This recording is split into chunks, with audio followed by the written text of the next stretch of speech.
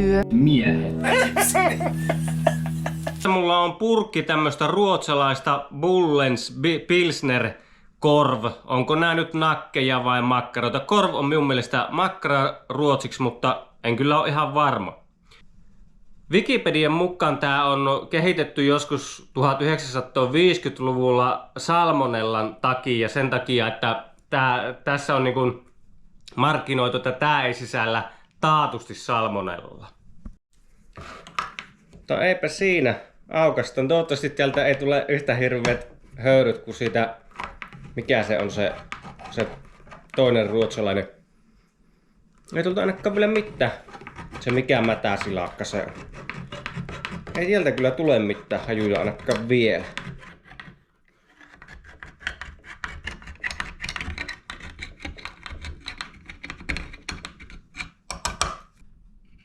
Noin, minkälaisia makkaroita teillä on? Niin, täällä on tommosia nakkeja.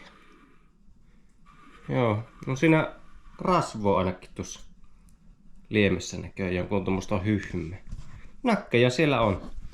Ilmeisesti tää Pilsner Korvi niin keittää tässä omassa liemessä. Ainakin Wikipedian mukaan siellä oli siis semmonen ohje, että tää keitetään omassa liemessä. Niin pannaan kiehumaan sitten vaikka tässä omassa tölökissä ja omassa liemessään tuohon liejelle.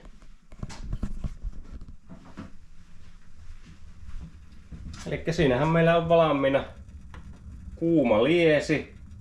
Onkohan liian kuuma? Pannaanpa vähän tuohon sivumpaan. Siinä ohjeessa oli, että se pitäisi niinku hitaasti kiehuttaa, tai siinä ei lukenut kiehuttamisesta mitään, vaan pelkästään kuumentamisesta. Eli käsittääkseni nuo on kypsiä jo valmiiksi, siis keitettyjä nuo nakit. Että ne tarvitsee vaan lämmittää.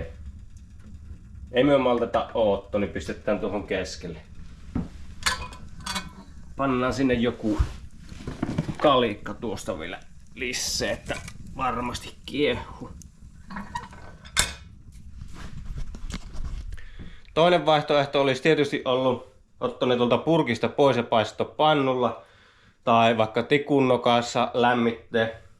Mutta jos tää on kerran se perinteinen tapa, että ne pitää lämmittää tuossa omassa liemessä, jos se on niin sanotusti se oikea tapa, niin silloin me tehdään se oikean tavan mukaisesti. Ainakin tällä kertaa. Suopihan nähdä mitä tästäkin tulla. Tosin ei tässä nyt pitäisi ihan hirveätä epäonnistumisen riski olla edes mulla. Ja sitä paitsi todellisuudessahan minä on helvetin hyvä kokki.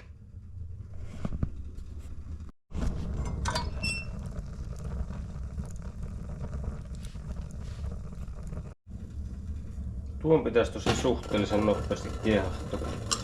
Se jo äsken kiehahti. Suohan kahvit siihen makkaroihin kylkeen sitten. Siinähän se jo kiehuu. En mä tiedä, tuon enempää sitä tarvii keittää. On kans vielä. Mitäs näille kuuluu? Ei vielä näy höyrystymisen merkki. Onko se? Ei tuo. Mutta tää on vähän niinku lihalientä. Ei oo vielä yhtä kyllä lämmin. Tässä aika äkkiä tuossa lämmitettä, mun kautta on kyllä niin kuuma.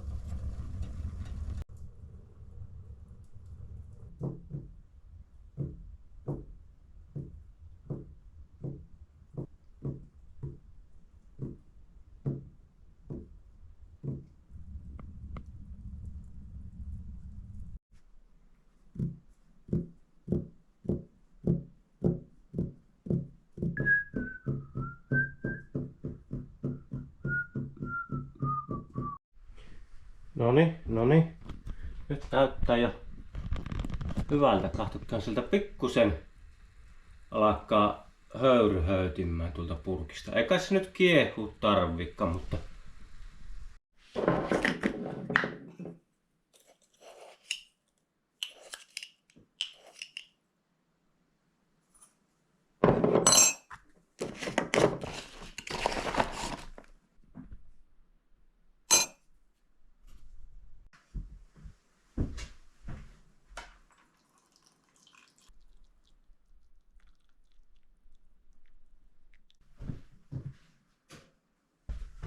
Minä uskon ja minä toivon, että tää nyt olisi valmista, että tästä nyt ei mitään salmonelloa sitten saisi, mutta kyllä tää nyt ainakin höyryvä.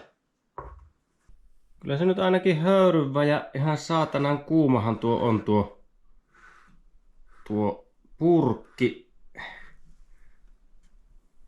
Ei siinä mitään. Purkitetaan sieltä nyt sitten tuommoinen nakki.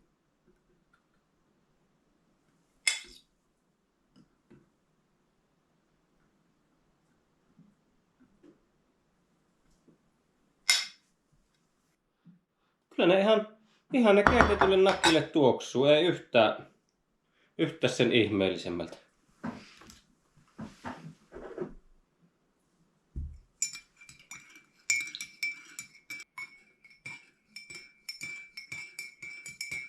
Se oli kai se suositus, että tuota nakkia pantaisi niin kuin näkkileivän päälle ja sitten oliko siihen vielä joku laakerilehti vai piruko siihen oli ja sitten lempisinappisi, niin siinä ohjeessa taisi olla. Laitetaan ensin vaan pelkästään tätä. Tää nyt ei ole tosi minun lempisinappi, mutta sinappi kumminkin. Ja reilusti noin. Onko kahvi sopiva? On. Maistellaan ensin tuosta sinapilla. On tämmönen niin kuin tumman näköinen tuolta sisältä. Ei ole saman värinen kuin nämä kotimaiset. Tai oikeasti jos kotimaista ajatellaan, niin jotain kyröläistä ehkä muistuttaa. Tai mikähän tää olisi, niin kuin tää vanhan ajan suomimakkara.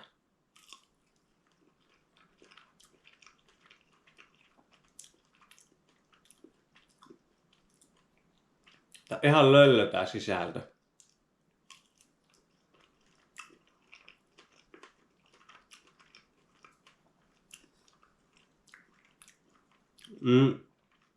Aika lailla erimakuinen. Suolaisempi on kuin mitä on tottunut. Jos ilman sinappi. Maistuu lähinnä lihaliemelle tuolla sisältä. Kuori antaisi niinku odottaa semmoisen tukevamman rakenteen. Koska tää kuori vaikuttaa semmoiselta napakalta, mutta on tosi semmonen höttörakenne. Ehkä jos tämän paistas, että se, niin se ylimääräinen kosteus tuolta häipys, niin voisi olla, että sitten tuo rakennekin niin tuosta jämäköitys, tai miten sitä sanotaan, tukevoitus, kiinteytys jollain lailla. Mutta kyllä kai tätä nyt syöpi.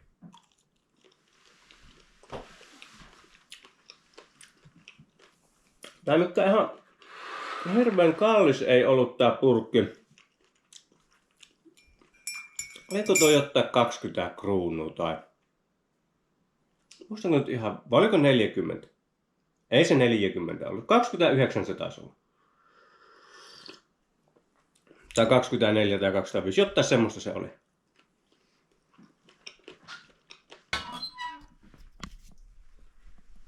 Lämmitetään yhtä ihan testimielessä tuossa niin tässä hiiloksella, että tulisiko siitä sille yhtä parempi.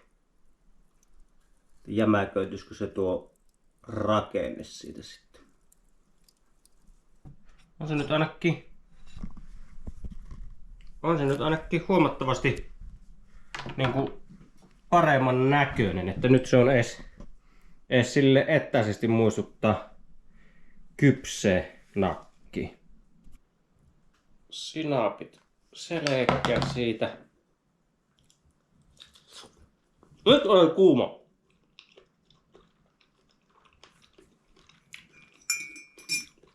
Sanoisin, että heittämällä parempi tuolle paistettuna. Heti antoi niinku sitä sitkoa vähän.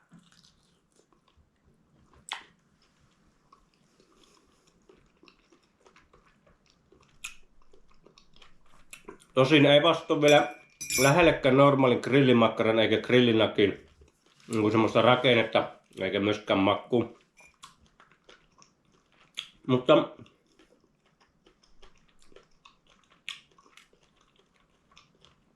on sitä nyt pahempiakin syöty. Sanoisinko 2/5. 2/5 ehkä tälle.